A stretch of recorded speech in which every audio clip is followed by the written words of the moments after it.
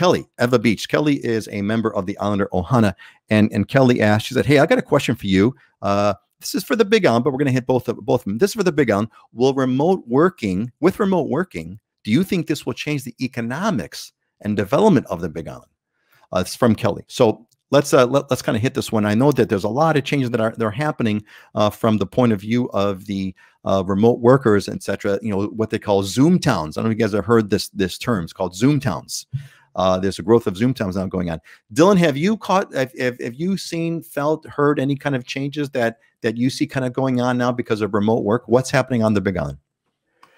I mean, there's definitely people moving here that are planning to remote work, but I've also been getting some feedback from folks that, you know, companies are starting to say you need to come back or you need to be in the office 2 days a week or whatever. So it'll be interesting to see over the next 12 months as COVID subsides and you know, things somewhat go back to normal, is that remote work thing going to stay permanent forever? Because there's a lot of people that, you know, at higher levels of business that grew up in a different world that, you know, still want to see their people have an in-person meeting and not live in the totally digital world. So I think it's too early to tell, but there's definitely a lot of people that have moved here in the last, you know, 12 months that are here because they've been told that they can remote work forever. Yeah, I would say my general sense is that there's, like you said, there's been a bunch of people that have moved here that can, because they can work remotely.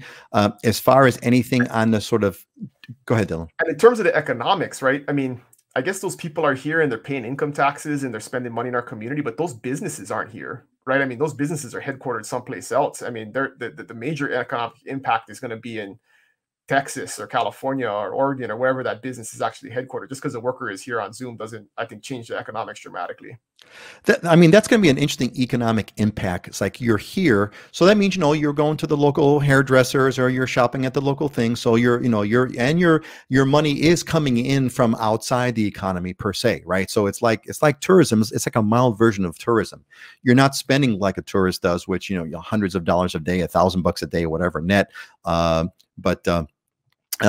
It's going to be there is some change, but I would say generally speaking, it's not at a level of major economic impact in terms of like a new industry for Hawaii. Scott, what's your sense of Kelly's question here? How would you respond? Will it change Oahu economics or changes to development? Yeah, I mean, it's the same thing as what you guys were saying. You know, one of the first topics we talked about in my CCIM courses many moons ago was, you know, when you're investing, and it's kind of an investment thing, when you're investing, you want to invest in places that have a growing population rather than a shrinking, because the economy will grow with that population growth.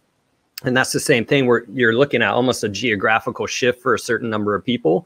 And yeah, they will be adding money into the economy here, but I don't see it drastically changing the landscape. We're obviously seeing some of that you know, in the housing prices because there's more demand and there's a lot of money coming in from the outside. But I don't think it's going to be some drastic change that we're going to be building new subdivisions with a different kind of floor plan because of it, just because of that.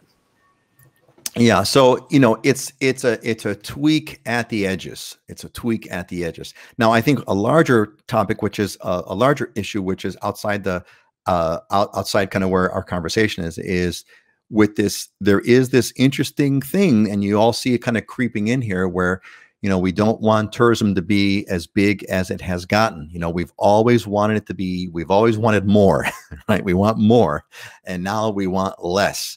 And that's going to be an interesting conflict. I wonder how that's all going to